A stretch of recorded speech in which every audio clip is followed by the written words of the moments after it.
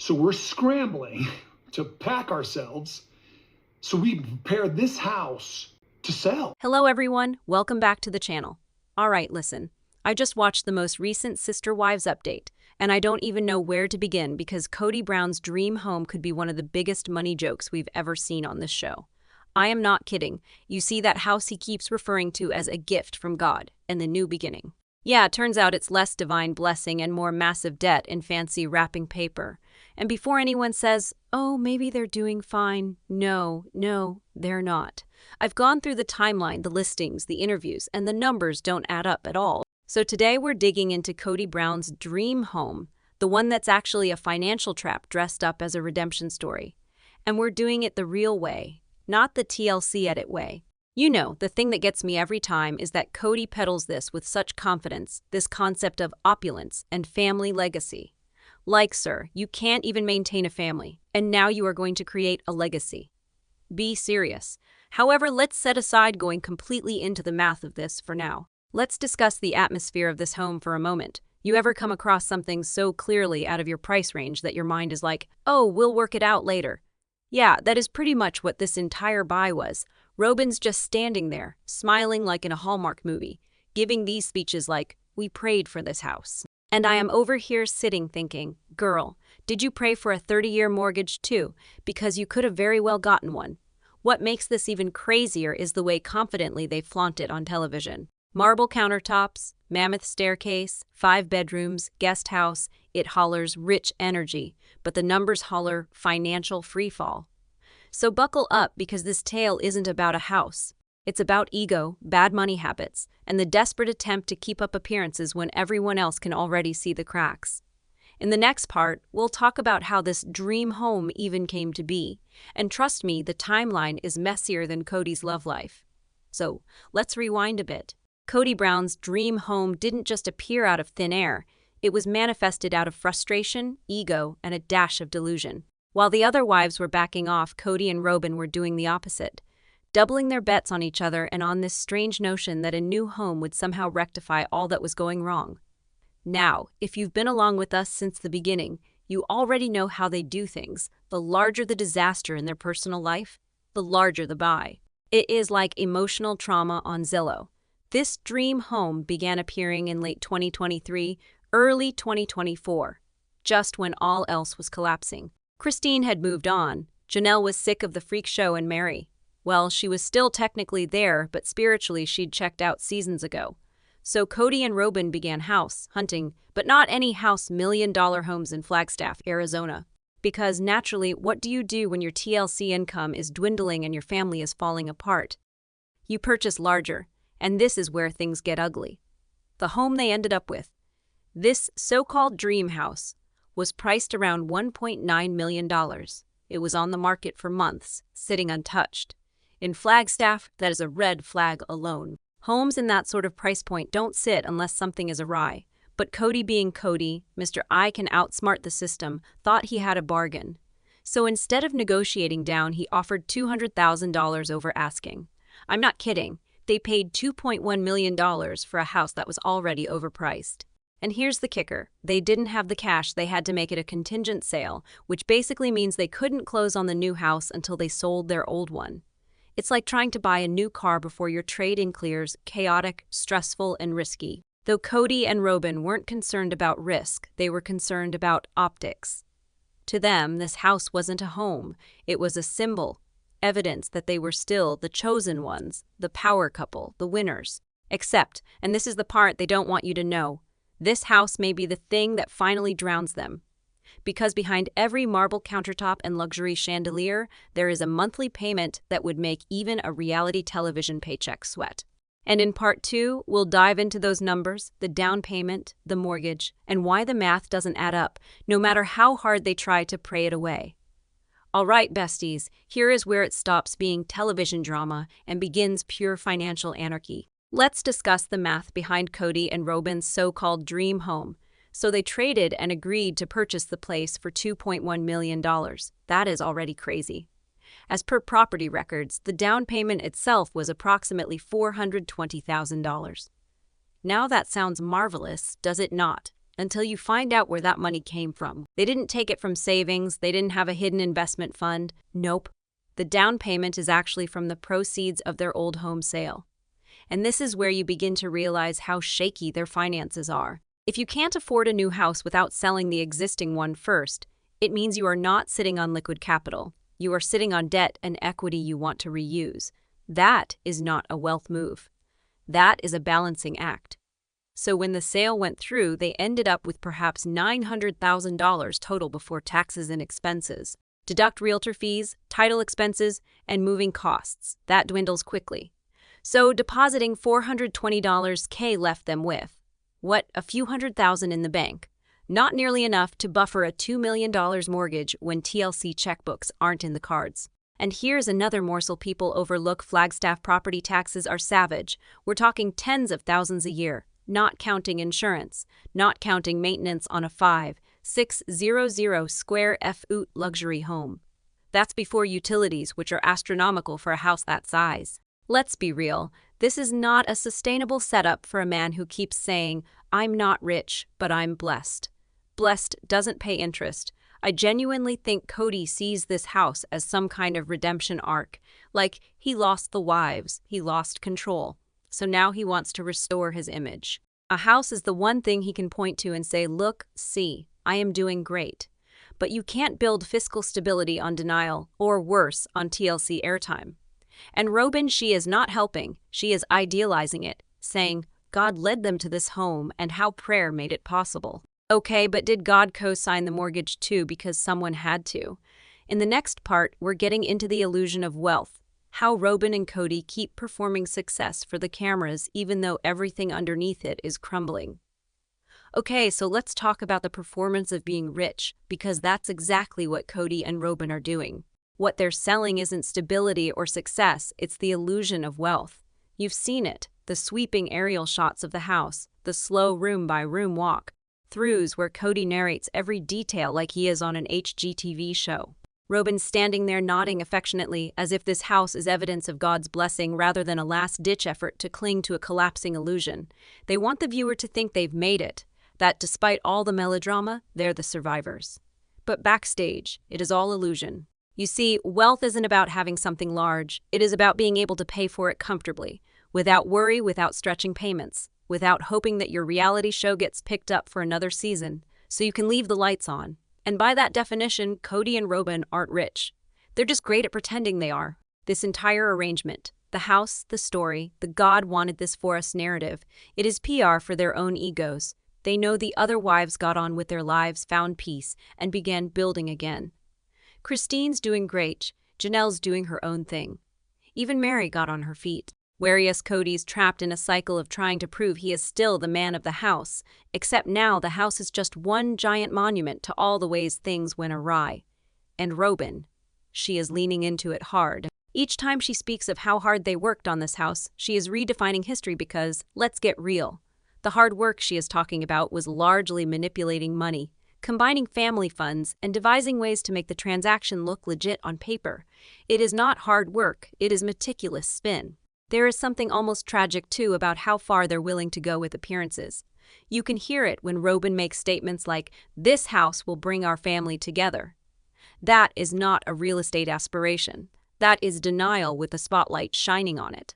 But what is even darker is what this fantasy is costing, because if you are always acting like everything's okay, you are going to be digging yourself deeper into the hole. And that is exactly what is going on here. In the second part, we'll dissect the timeline of how Kody and Robyn went from being a family with financial riches to living in survival mode financially, and how this mansion made things worse. Let's be real, the Browns weren't always in this deep. There was a time when the sister wives' family seemed at peace. In the Las Vegas days, they had 4 homes, 4 wives, and a system that, at least on the surface, worked. Each wife had her own home, her own space, and her own streams of income. TLC dollars were still lucrative, the show was commanding millions of viewers, and Kody appeared to have pulled off something extraordinary, a working, contemporary, plural family. Then came Flagstaff. That relocation was the start of the financial plunge. They sold those Vegas houses for a total of a few million, but instead of investing that money wisely, They poured it into the now notorious Coyote Pass land. You remember that one, the build a compound pipe dream Kody incessantly discussed. The land that was to be a symbol of oneness, but has become a monument to bad planning. Fast forward a few years, and guess what? No compound, no building. Simple property taxes accruing on land they never use. And now Kody and Robyn are left with the cost of both, a luxury home and an empty tract of land that is costing them money each year.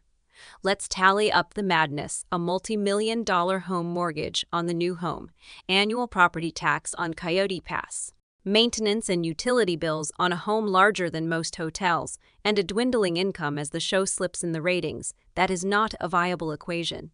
That's survival mode dressed up as success. People think reality television stars are rich.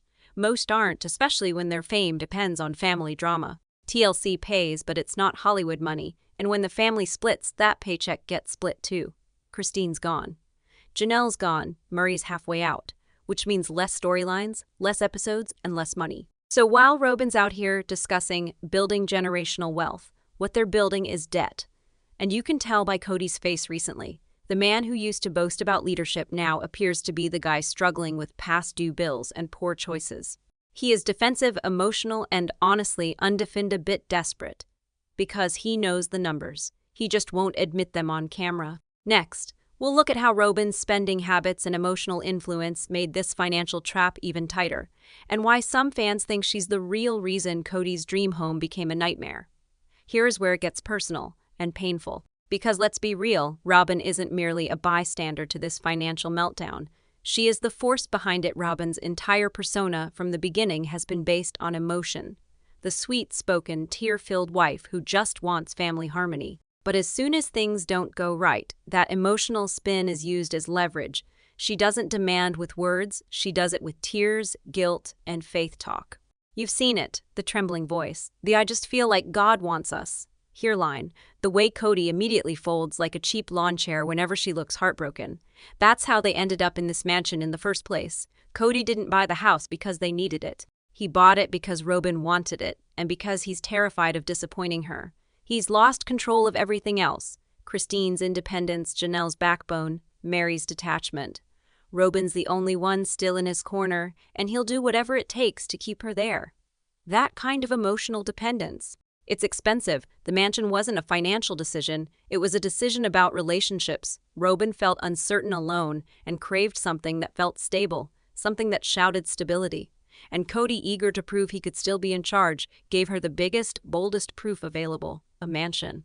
But the minute they moved in, reality set in. The bills, the upkeep, the pressure. And then Robyn's emotional security became their financial jinx. People love to state, Robyn destroyed the family. But in all honesty, it is more than that. Robyn did not destroy it. She revealed how delicate it always was. The family dynamic, the finances, the faith, it all hinged on Kody's power to dictate the narrative, now that he is penniless and the illusion is crumbling. Robyn's emotional manipulation isn't effective anymore. Viewers have picked up on it too. Always when she cries on camera now, the comment boards blow up. She is sobbing about money again. Robyn wants sympathy, not responsibility. And they're right. The weeping used to function when there were other wives present to equal it out. Now it is just Robyn and Kody parroting each other in a vacant mansion, hemorrhaging money. It is beautiful, sort of. The woman who wanted to feel safe built her utopia on credit, and the man who wanted power gave everything away, trying to keep her that way. Here is the thing about reality television. When you begin acting on camera, you lose track of where the performance begins. That is precisely what happened to Robyn and Kody. Sister Wives began as a show about religion, family, and the beauty of plural marriage. But after over a decade, it became something different altogether, a brand. And that brand required drama to exist. The issue of Kody and Robyn began to believe their own narrative. By the time the other wives had left, the producers were already dropping hints. We still need a storyline. So what did Kody do? He created one. The mansion was a new symbol, his next plotline. On television, it was the dream home that signals a new beginning. Off the cameras, it was a costly diversion from reality. His family had imploded, his viewers were dwindling, and his finances were treading water. TLC appreciates that kind of contrast. They know people can't turn away from a slow-motion collapse, but Kody doesn't view it the same way. He believes he is the star of a redemption story. All the episodes, all the interviews, it is the same vibe. We're blessed. God provided. Meanwhile, behind the scenes, the production crew is secretly documenting every fissure in the veneer, the uncomfortable pauses, the stressed outness over money, Robyn's guilty face when Kody begins spouting off about his sacrifices. And you know what is crazy? TLC isn't putting a stop to it. They're fueling it, because Kody's collapse is good television. Every poor money decision, every breakdown, every cringeworthy budget conversation. It is all material now. You can nearly see the tone pivot over the past 2 seasons. Kody is no longer the assertive patriarch he used to be. He is the guy who is losing everything and acting like he doesn't care. And Robyn, she is acting the role of the dutiful wife keeping it together, despite being behind the scenes absolutely petrified. It is exploitation, yes, but also self-inflicted. Because if your livelihood hinges on being relatable, you can't confess you are poor. You can't stop performing, pretending, filming. That is why the mansion matters so much to them. It is not a house. It is a set piece, a visual means of saying, see, we're still doing fine. Even if the cameras cut and the bills keep piling up, you can fake happiness for the cameras. But money trouble has a way of showing up in the little things first. For Kody and Robyn, it started with small details fans picked up on. The background of their home interviews changed. At first, you'd see fresh decor, expensive art, perfect lighting. But later, the rooms appeared stripped as if furniture had been relocated or sold. The outdoor scenes, less landscaping, fewer new enhancements. Even the cars parked outside changed, the flashy ones covered up by unassuming models. Audiences are astute. They catch everything. Notes begin emerging. Why does their home appear more bare this season? Are they economizing? That doesn't seem like a $2 million lifestyle anymore. And then there were the neighbors. In Flagstaff, the Browns are hometown legends, not in the Sultan of Style sense, but in the those television folks with the camera sense. Residents started discussing fewer production trucks, fewer helpers, and even late property tax reports on the Coyote Pass lots. And then there was Robyn's online presence, or rather its abrupt absence. Her Pinterest pages, formerly awash with dream house aspiration and manifestation advice, disappeared. She removed most of them around the same time individuals began searching public records of real property. Coincidence? Perhaps, but it seemed like an attempt to wipe a digital record clean. And that record was messy. According to records, the mansion wasn't purchased flat out. It was heavily mortgaged. The down payment was from the sale of their previous house, and monthly payments were staggering. It left fans wondering if TLC ever cuts off the plug, what does it do to the Browns' empire? Because without those checks, no way that house, or their way of life, stays. Even within the house, things were changing. Insiders on set said Robyn fretted about money, routinely asking producers if there'd be additional episodes to help pay the bills. Kody, however, doubled down on denial. He'd speak of trusting God's plan and abundance through faith, even as bills supposedly piled up. And that is where the money trap closes in tight. They can't sell the house without appearing to have fallen short. They can't acknowledge the struggle without shattering the facade. So they remain mired in their own image. It is like seeing someone grin in the midst of a storm, faking that they don't notice the floodwaters rising at their feet. But the crowd, they notice it. And that is how this dream home tale flipped from triumph to slow-motion scandal. If you've seen Robyn over the years, you know this one thing. She needs control. She doesn't merely desire peace. She wants to appear as though she has it all worked out. And for many years, she did. When the other wives were struggling to make ends meet, Robyn had stability. She had Kody's undivided attention, the largest house, and the title of the spiritual one. But behind the scenes, according to those close to the family, Robyn's worst nightmare isn't losing Kody. It is losing her title. Because here is the thing, when the cameras aren't rolling, that mansion isn't just a house. It is the final evidence she has that her reality version of the family worked. Without the house, Robyn is merely another former reality television celebrity living in debt, and she knows it. So when Kody started panicking about money, Robyn didn't say, "Let's downsize." She said, "We'll make it work." She framed it like faith, trusting God, trusting the process. But really, it was fear talking. Fear of being ordinary. Fear of being like Mary or Janelle, women who had to start over in their 50s. Fear of the world finally seeing that spiritual wife image crumble. People who know her say Robyn's always been strategic. She is able to appear emotional while softly steering the discussion. And so, when Kody began to second-guess about the house, she reminded him of the way it presented them. A new beginning, a new legacy, evidence that God had a plan. Except that plan was accompanied by a mortgage that would be their ruin. And that is when Kody began doing something that people took notice of. He started rationalizing the money issues on television. Remember when he uttered, "Some things only God can do," directly after they finalized the house? That wasn't a statement of faith. That was Kody attempting to spiritualize a financial stretch. Robyn nodded, tears always present, telling how thankful she was, how blessed they were, how this house was meant to be. But in secret she was frightened. Because the numbers don't lie.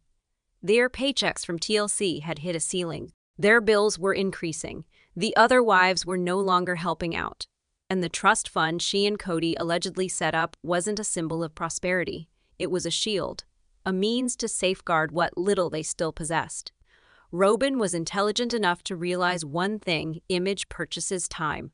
As long as folks thought they were okay, perhaps TLC would bring the show back again. Perhaps sponsors would remain. Perhaps the illusion would work. So she played the role perfectly. The devoted wife, the peaceful believer, the glue holding the family together. But in private, she was pleading with Kody to make it work, whatever the cost. And that is when love becomes pressure. And pressure becomes panic, because now the house wasn't just a home, it was the hill they'd chosen to die on. By the time filming began for the new season, Kody wasn't the same man viewers encountered years ago. He was exhausted. Looking, the confidence was lost, the energy was off, and even his rants sounded different. They weren't enthusiastic anymore, they were combative. Whenever money was mentioned, his pitch changed. You could hear it in his tone, that blend of annoyance and desperation that only someone who has come to the realization that the math doesn't work gets. And viewers picked up on it. They always do. On one show, Kody ranted about being sick of supporting everyone financially. But here is the catch. There was no one left to support. Christine left gone, Janelle finished. Mary, out of the picture. So whom was he lugging? Exactly. The reality was, he was speaking of himself. The stress, the bills, the show, everything had finally caught up. Sources in the family indicated there was an evening off camera that Kody just lost it. He allegedly screamed about how no one appreciates what he has given up and how everyone left him when he needed them most. But that was not about loyalty or love. That was about money. Because to him, the family departing meant the money departing. The program doesn't succeed with anything less than conflict, and the women who breathed life into the show were gone. He was left to peddle a narrative. Nobody believed anymore. The faithful father, the spiritual man, the dream builder. And now, that dream cost $2 million. Now, insiders told him he even began discussing new projects, trying to demonstrate that he could recover, perhaps a spin-off. Perhaps a podcast, perhaps something to get the cash coming in. But the reality is, TLC owns the brand. Without Sister Wives machinery, Kody Brown has no platform or paycheck. That dawned on him harder than any fight with his family ever had. That is when the paranoia set in. He began speaking about people wanting him to fail. He blamed the media, the fans, even the other wives. But the real villain wasn't them, it was debt. The home he referred to as a blessing had become a beast he couldn't tame.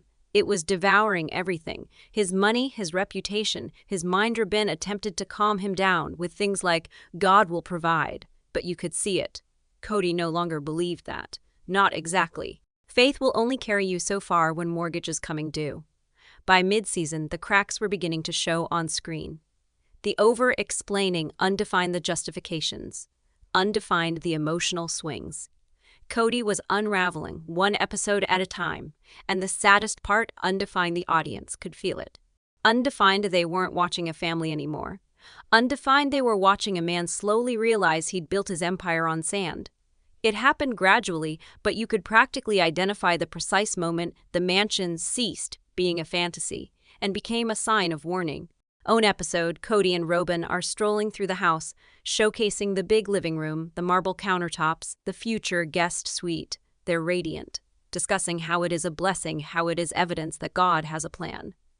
Next episode, it all feels wrong. The lighting is lower, their vibe is strained. Kody's forcing it a little too hard to sound thankful. Robyn's smile doesn't quite reach her eyes. It is like seeing two people act like they hadn't just had a fight about something huge prior to the cameras beginning to roll. And that is the thing. They did. Sources later confirmed there was a fight prior to that scene. A bad one over money, naturally. Kody had viewed the new mortgage reports and realized how tight things were. The taxes, insurance, repairs, the numbers were higher than expected. He told Robyn, "We're barely breaking even."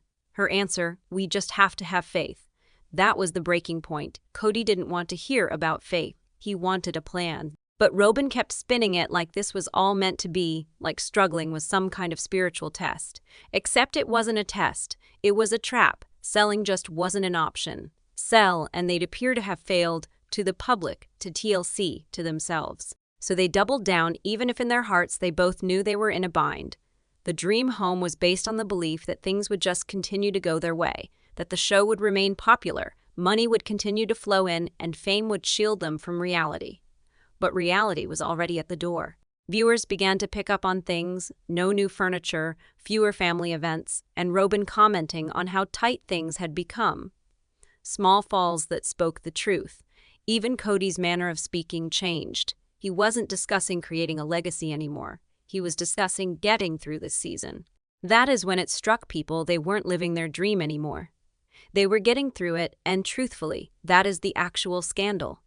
Not the fights, not the other wives exiting, but the way the mansion, the icon of achievement, really the thing keeping them captive. They couldn't go forward, couldn't go backward, couldn't breathe in fear of losing it all they created. And that is sad because at some point, Kody actually thought he was building something that would last, a home for generations, a return place for his children and grandchildren to come back to. But now, it is nothing but walls and bills. The ideal home he promised everyone, the ideal life, became a money trap. And Kody, he is standing in the middle of it, still trying to talk himself into believing it is what he wanted by the time the tension appeared on screen. The illusion was already beginning to crumble behind closed doors. Robyn and Kody, once the unbreakable couple of sister wives, were beginning to experience genuine strain. Not the pretend kind, not the camera-friendly arguments, but the intense, exhausted frustration of two human beings stuck in a circumstance they constructed together and can't leave. Yor could see it in the way they stood. Listen to Kody speaking too long and Robyn inclining back. Listen to Kody interrupting her in the middle of a sentence. The little exhales, the rolling of the eyes, the stilted silences that once were cut away and now remained for authenticity. That was not authenticity. That was depletion. Money has a tendency to reveal all. Kody's pride, Robyn's fearfulness, their lack of ability to compromise. All of these were exposed. The mansion, which was meant to reunite them, was a daily reminder of how other they actually were. Kody craved control. He craved things to be fixed, to feel strong again after losing the other wives. Robyn craved security. She needed reassurance, evidence that they hadn't done the worst thing they had ever done. So what is the result of pride and panic? You have two people who are not speaking to each other. And that is precisely what was going on. Insiders described disagreements over bills escalating into battles over loyalty escalating into accusations. Kody started saying things like, "You don't believe in me," and Robyn would snap back, "You don't listen to me." Those are the kinds of lines that don't come from nowhere. Those come from resentment, built up over time, buried under all the "we're blessed" talk. At one point, reportedly, Robyn even suggested renting out part of the house. Picture that, the house they boasted about on national television being rented just in order to make ends meet. Kody despised it. To him, it was degrading. To her, it was survival. And that is when you see how far they'd fallen. This wasn't about love anymore. This was all about damage control. The dream house, once their evidence of success, had become a source of ongoing bickering. Every bill became a battle. Every additional expense was a painful reminder that they were overextended. Every time they shot, they had to act as though everything was okay, knowing that the previous night they'd been fighting about money. Fans caught on in an instant. Posts overflowed with commentary. They don't even appear happy anymore. Robyn looks exhausted. Kody's mad at something and attempting to conceal it. The mansion wasn't merely a money pit anymore. It was emotional quicksand. The more they attempted to stand upright, the further down it pulled them. It didn't happen overnight. It was a gradual, awkward disintegration. One scene after another you could view it, the cracks broadening, the tone changing, the mask dropping.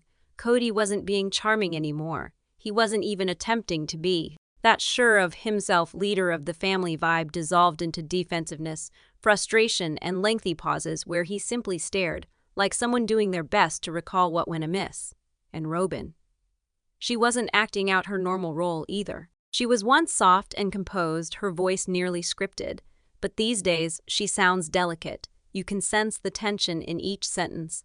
The emotion no longer feels contemplative, it feels desperate. Viewers weren't by this time deceived. They weren't seeing a family anymore. They were witnessing a breakdown. Reddit posts, TikTok videos, YouTube analyses, everybody was discussing it. They can no longer pretend. Everyone can see the anxiety all over them. That home is not a blessing, it is a curse. And to be frank, they are correct. Every interior scene in that mansion weighs heavy now. The opulent staircase, the spacious hallways, the vacant rooms. They all share the same echoing emptiness. The house is too still, too immaculate, too vacant. It no longer resembles a family residence. It resembles a set that no one takes seriously. Folks close to production even reported that TLC began editing differently. Instead of cutting around the awkward moments, they left them in. The long silences, the side-eye looks, the obvious tension. It made for better television, sure. But it also exposed the truth. The dream had died. And here's where it gets real. That shift in tone didn't just hurt their image, it hurt their income. Because when the illusion broke, so did the audience's sympathy. Fans who previously cheered them on began watching only to see the train wreck. Viewership increased, but respect vanished. For Kody and Robyn, it is heartbreaking. Their whole identity, their whole business, hinges on folks believing their story. But the audience no longer believes the story. They watch two individuals stuck in their own performance, attempting to save a way of life that is already gone. Their dream home, which was supposed to be a symbol of faith and security, has instead become a metaphor for failure, too large, too costly, and too embarrassed in its attachment to the image they can't abandon. Even the greatest fans of the show are wondering the same thing. Why don't they just admit it? Why not just say, we're struggling, we're human? Because if they do that, the spell breaks completely. And once the spell is gone, so is the show. Every story has an ending. And for Kody and Robyn Brown, it's not the one they imagined. When they bought that mansion, they thought it would be their redemption arc. The evidence that it was all worth the heartache, all the moves, all the public scrutiny. They craved a happily ever after, a venue that espoused, we made it. But now, it is a reminder of what they gave up to achieve it. Behind those large glass windows and expansive hallways, it is silent. Too silent, no children playing, no giggles ringing out through the house, no huge family meals. Just two people walking through a house that is too large for the life they actually lead. The show attempted to make it seem uplifting. Kody and Robyn, creating a new story. But everyone who watched knew the joy was absent. The love was tense. The optimism was replaced by something more substantial, regret. And perhaps that is the true tragedy here. The dream wasn't destroyed by interlopers or ill fortune. It collapsed from the inside out, from the pressure of pride, denial, and too many deceptions to keep the cameras rolling. If you take away the television melodrama, what you have left is a man who refuses to admit he lost control and a woman trying to keep alive a life slipping through her fingers. They're still acting, still smiling for the crowd, still pretending the fissures don't show. But the reality is etched all over their faces. The palace that once represented their blessing has become a mirror, reflecting all they tried to conceal, the financial pressure, the distance, the terror that the show will be over, and with it, their life around it. And when the day arrives, when TLC finally deems the story over its length of stay, the lights will dim, the camera crew will leave, and it'll just be them. No script, no spectator. No explanation left to offer silence, instead. And the burdens of a $2 million home they cannot pay for, constructed upon a promise that never materialized. It is poetic in a sense. The dream that was intended to bring the family together ended up estranging what remained of it. And that is the true sister wives scandal. Not the weddings, not the tabloids, but the reality that sometimes the thing you pursue to demonstrate your success is the thing that demonstrates you've lost your way. So now, as the cameras roll away and the viewers turn the page, Kody and Robyn are left pondering the same question everybody else has been asking all along. Was it worth it? Because no amount of granite countertops or answered prayers can repair what pride and money tore apart. And at the back of their minds, they both realize this. That is how the dream home turned into the money trap. And that is how the Browns' legacy, founded on faith, family, and fame, quietly evolved into a cautionary tale about what happens when illusion becomes more important than truth.